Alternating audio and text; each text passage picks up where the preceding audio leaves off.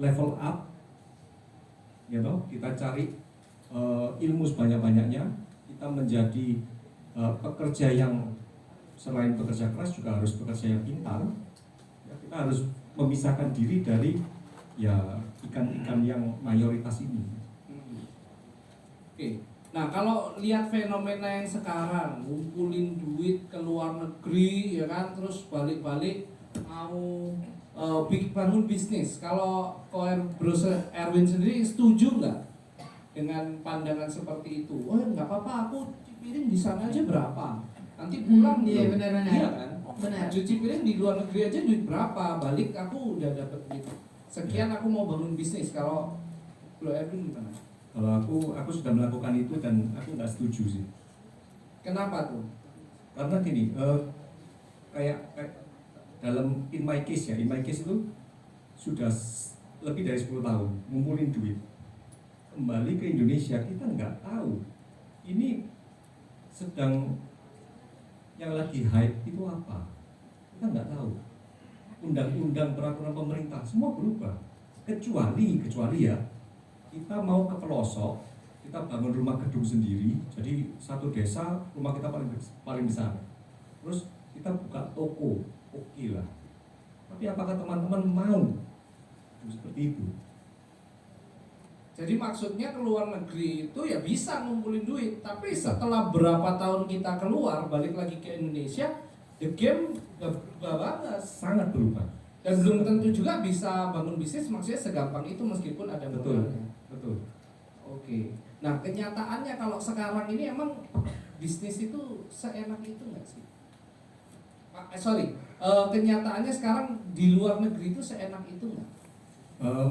Aku sekedar share aja ya. Tadi pagi aku ada WA salah satu temanku, dia masih usia early 20s ya. Baru bulan Januari kemarin ini dia berangkat ke New Zealand. Aku tanya, namanya William. Will, how are you? Ya, so-so kok. Maksudnya so-so kenapa? Aku lagi cari pekerjaan lagi loh. Banyak kamu tuh baru 2 bulan di sini. Iya kok. Kan kamu bilang kamu sudah dapat pekerjaan. Maksudnya sudah guaranteed with a job. Jadi dia ke sana itu menjadi seorang guru di sekolah. Baru 2 bulan. Tadi dia ceritaku, I've been laid off. Ini di PHK. Baru 2 bulan. Itu orang yang dia lulusan S1, berpendidikan, bisa kerja. Bayangkan kalau level itu banyak yang di PHK, kemudian masuk di kompetisi pekerjaan blue collar. Maksudnya blue collar itu yang kerja buruh gitu ya.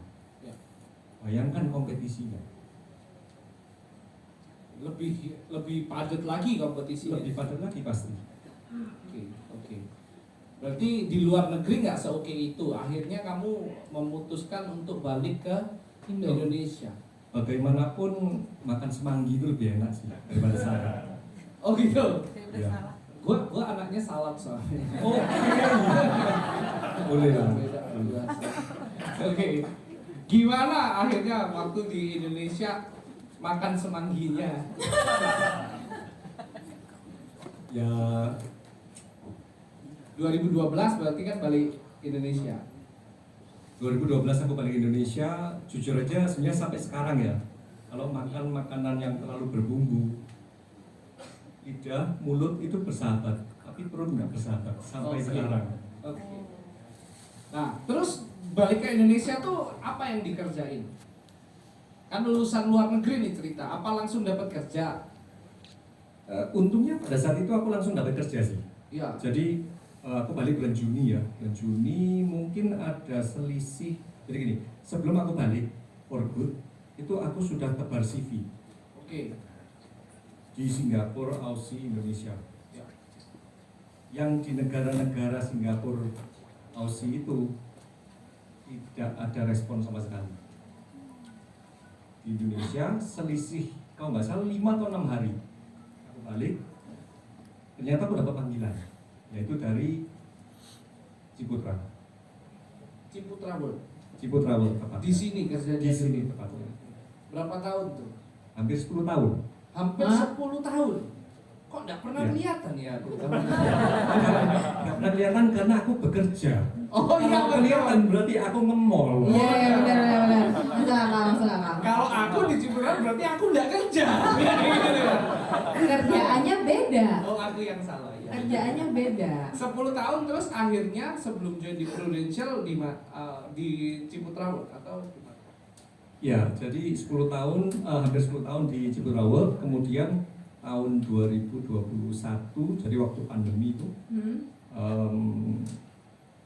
ya puji Tuhannya sih aku di hijack ya oleh salah satu klienku pada saat aku bekerja di Ciputra World, yaitu aku diminta masuk ke sebuah perusahaan FMCG. FMCG itu fast moving consumer good, jadi pabrik lah gitu ya. Nah di situ pelipat gandaan income-ku luar biasa banget sih. Oh, yang tadi saya Ini. sebut itu ya. Betul. Nggak usah disebut berarti kan? Nggak usah disebut karena kita bukan sponsor. Oke.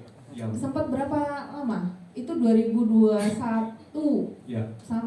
Sampai Juni 2024, hampir 3 tahun.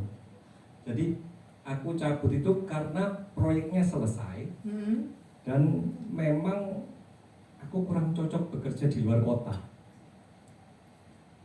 Jadi pada saat aku bekerja, tahun pertama aku berkantornya di sini.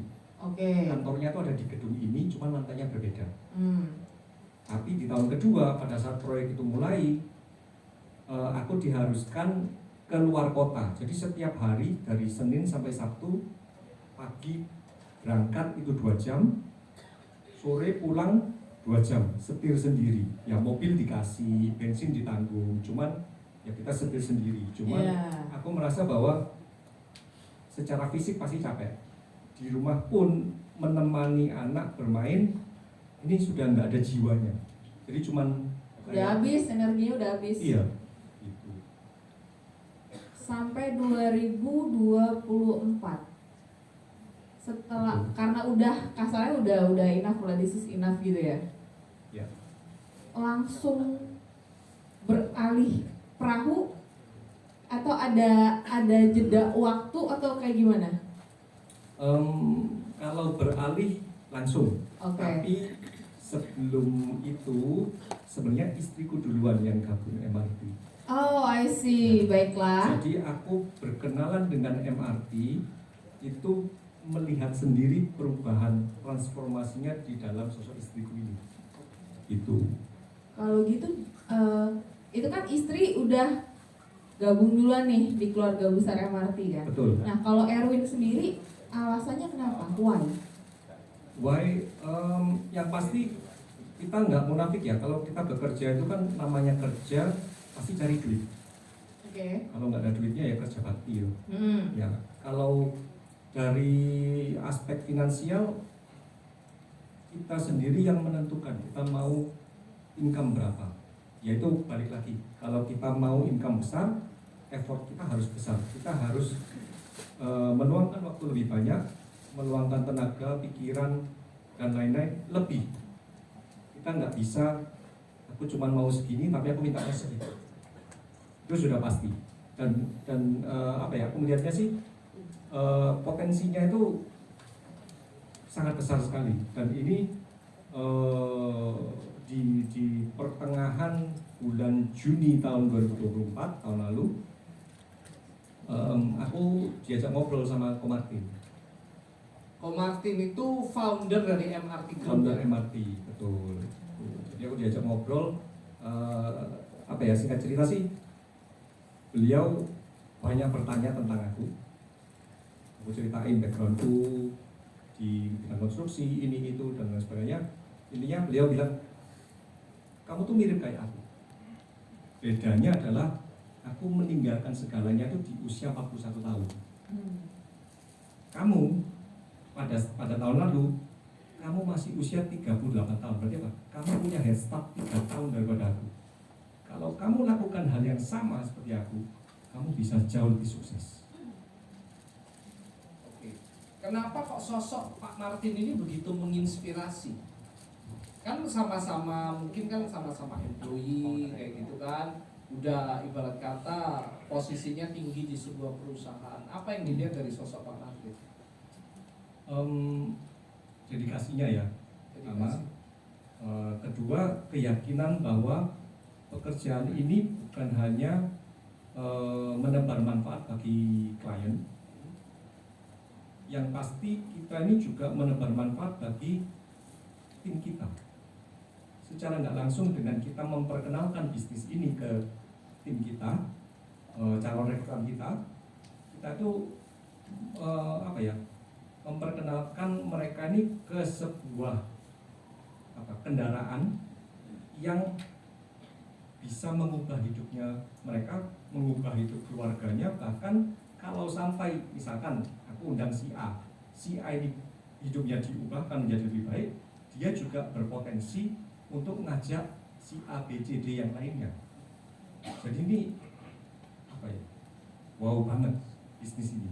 Oke. Tapi kan pasti kalau level employee yang udah income-nya gede kayak gitu kan, pasti pingin punya role model itu kan yang lebih dong, kayak gitu. Apa yang dilihat dari Pak Martin kayak gitu? Kok sebelumnya diajak nggak mau, begitu ditemuin Pak Martin, yaudah deh aku join. Oh ya, yang paling aku ingat itu setelah Pak Martin cerita bisnisnya tuh kayak gini,